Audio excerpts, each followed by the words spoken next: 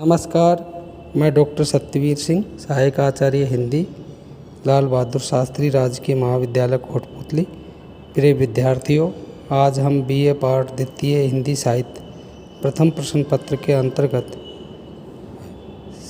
पाठ्यक्रम में शामिल कवि बिहारी के काव्य की विशेषताओं के बारे में पढ़ेंगे। प्रिय विद्यार्थियों, हिंदी साहित्य के इतिहास में उत्तर मध्यकाल को रीतिकाल के नाम से जाना जाता है। रीतिकाल में राजाश्रय, श्रृंगारिकता, अलंकारिकता, रस विवेचन, नायिका भेद आदि पर विशेष बल दिया गया। उसी परिप्रेक्ष्य में बिहारी ने भी अपनी सतसई में इन सभी भाव तथा कला विधानों को मद्देनज़र रखते हुए इनका साहित्य में प्रतिपादन किया। बिहारी रीतिकाल की रीति सिद्ध काव्य धारा के प्रतिनिधि कवि हैं। रीतिकाल के अन्य कवियों का ध्यान जहाँ शिल्प पक्ष पर अधिक रहा, वहीं बिहारी के यहाँ अनुभूति एवं अभिव्यक्ति अर्थात भाव तथा कला पक्ष दोनों पर मजबूती से रहा। इस दृष्टि से बिहारी सतसई के काव्य की प्रमुख विशेषताओं के बारे में हम पढ़ेंगे, जिसमें सबसे पहले है भक्ति नीति तथा श्रृंगार की त्रिवेणी। बिहारी का काव्य भक्ति नीति तथा श्रृंगार की त्रिवेणी के रूप में जाना जाता है। बिहारी सतसई में जहाँ नायक नायिकाओं के संयोग पक्षों का वर्णन है, वहीं नीति संबंधी तथा भक्ति संबंधी बातें भी स्पष्टतः दृष्टिगोचर होती हैं। श्रृंगार रस का परिपाक। बिहारी मुख्य रूप से श्रृंगार रस के प्रतिनिधि कवि हैं। श्रृंगार रस के दोनों पक्ष संयोग तथा वियोग का बहुत ही सुंदर वर्णन बिहारी सतसई में दृष्टव्य है। उनका श्रृंगार अनुभाव प्रधान है। रीतिकाल के दरबारी माहौल के अनुरूप उनका श्रृंगार वर्णन अतिशयोक्तिपूर्ण एवं देहिक प्रधान है। हम कह सकते हैं संयोग श्रृंगार में एक उदाहरण आपके सामने रख सकते हैं। पत्रा ही तिथि पाइये वा घर के चौपास, नित्य प्रति ही पुण्यो रहत आनंद और पूजास। हम भक्ति की प्रधानता को लेकर दूसरे पक्ष पर बात करते हैं, विशेषता पर बात करते हैं, जिसमें बिहारी मूल रूप से कृष्ण भक्त कवि थे। उनके काव्य में कृष्ण भक्ति की कुछ प्रमाण मिलते हैं। उसी संदर्भ में बिहारी के काव्य में भक्तिपरक पदों को विश्लेषित किया जा सकता है। बिहारी के काव्य का एक पक्ष भक्ति से संबंधित भी है। हालांकि उनकी भक्ति भावना रीतिकालीन परिस्थितियों के अनुकूल प्रेम व श्रृंगार की चाशनी में लिपटी हुई प्रधानता प्राप्त किए हुए है। बिहारी ने राधा कृष्ण के प्रति इस प्रकार की भक्ति को प्रदर्शित किया है, सामने रखा है। मेरी भवबाधा हरो राधा नागरी सोई, जा तन की झाई पड़े श्याम हरित दुति होय, श्याम हरित दुति होय। ये एक तरह से बिहारी सतसई का मंगलाचरण भी कहा जा सकता है। अगली जो विशेषता है वह है परिनिष्ठित ब्रज या साहित्यिक ब्रज भाषा की प्रधानता।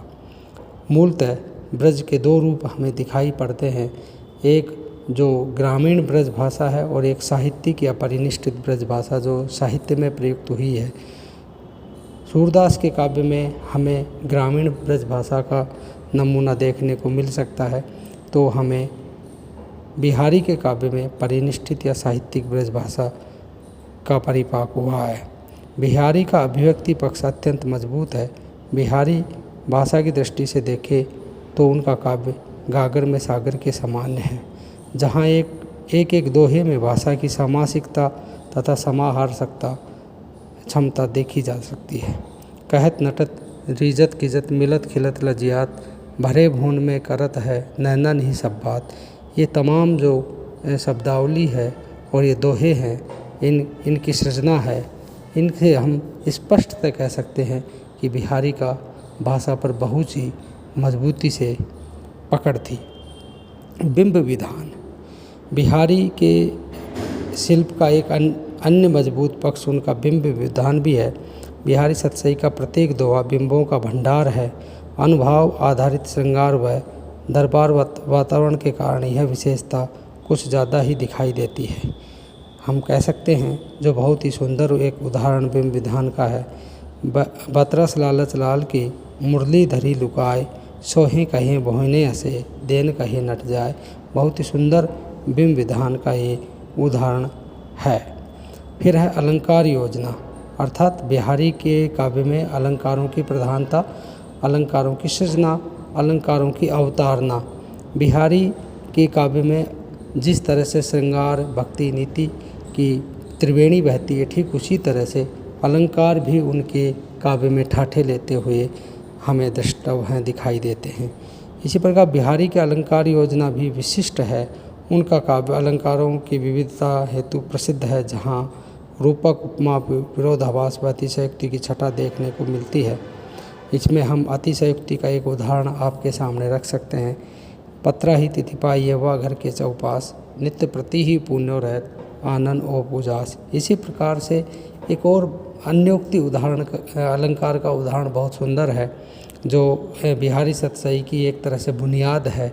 वह है, नहीं पराग नहीं मधुर मधु, नहीं विकास यही काल, अली कली ही शोभंदो आगे कौन हवाल। अतः स्पष्ट रूप से कहा जा सकता है कि बिहारी सतसई में अनुभूति एवं अभिव्यक्ति अर्थात भाव पक्ष व कला पक्ष की सभी रीतिकालीन विशेषताओं का प्रतिनिधित्व इस रचना में मिलता है या प्रतिनिधित्व किया है। इसी कारण वे अर्थात बिहारी रीतिकाल के सर्वश्रेष्ठ प्रतिनिधि कवि के रूप में दिखाई देते हैं या हम कह सकते हैं। इस प्रकार से बिहारी के काव्य की विशेषताओं को हमने बहुत ही गागर में सागर शैली भरने की कोशिश की है। वैसे तो इनको बहुत विस्तार से लिखना है और आपको सभी उदाहरण एक एक विशेषता के 5-5, 6-6 उदाहरण भी आप दे सकते हैं।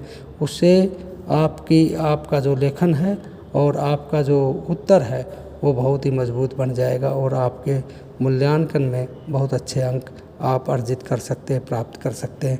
धन्यवाद।